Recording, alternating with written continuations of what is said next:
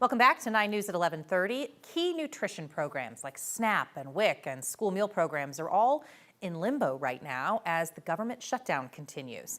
And because of this, Harvest of Hope Pantry in Boulder is preparing for what will be, well, the impact, who knows exactly at this point. Joining me live on Zoom right now is the Pantry's Executive Director, Chad Moulter. Hi, Chad. Thanks for joining us so much. We don't know when the shutdown's going to end, so I guess kind of start us off by telling us how you guys are managing today, and as you look forward, kind of what might be on your plate as if the shutdown goes into November.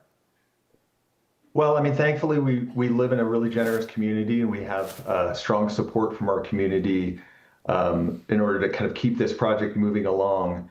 And I think I have hope that we can weather this storm, but I also have some anxiety about the future. As you mentioned, SNAP is a bit up in the air right now because of the government shutdown. About 20% of our food comes through a federal program called TFAP.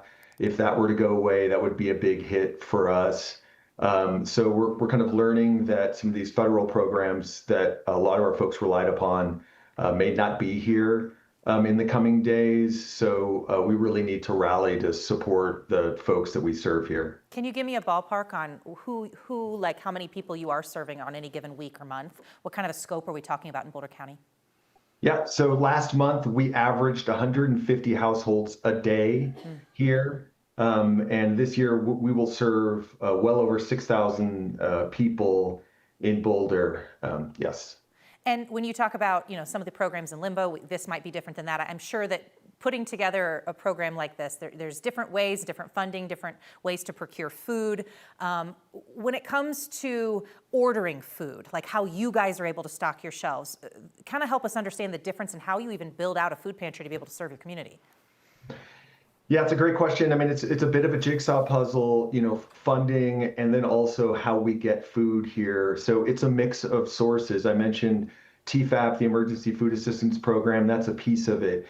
We have a small budget to purchase food here. We purchase primarily produce because we prioritize, having nutritious food available to folks.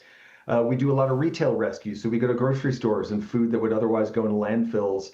We rescue that and pass that along to folks, food that's perfectly usable and fine. And then we work really closely with our food bank, community food share, and we get a big chunk of our food from them as well. So that's kind of how we put this together. And there's one piece of this where what comes into you versus what you already have and how you manage that. I know families that are on budgets have to think about tightening all the time. Do you have to rethink how you run your operations with what you already have until the shutdown ends? Absolutely. It's a constant challenge to fund this. Nothing is guaranteed year over year. So we're always looking for kind of new sources of funding and new sources of food. So I guess the thing that I didn't mention is donated food. That's a huge part of how we get food to folks too. Food drives and individuals giving us food. We work with local farms, a gleaning organization as well that gets us produce. Yeah. That's wonderful. And then about, people want to help, of course, if they are in a position to do so. I always hear from groups like this that sometimes dollars can go farther the way you spend them versus what we can, but also you'll always take food donations. How can someone help you guys?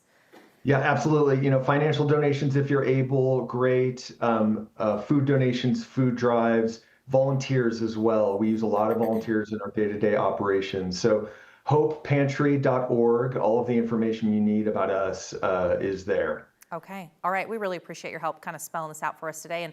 And, we'll see, right? We'll see what happens next with the shutdown.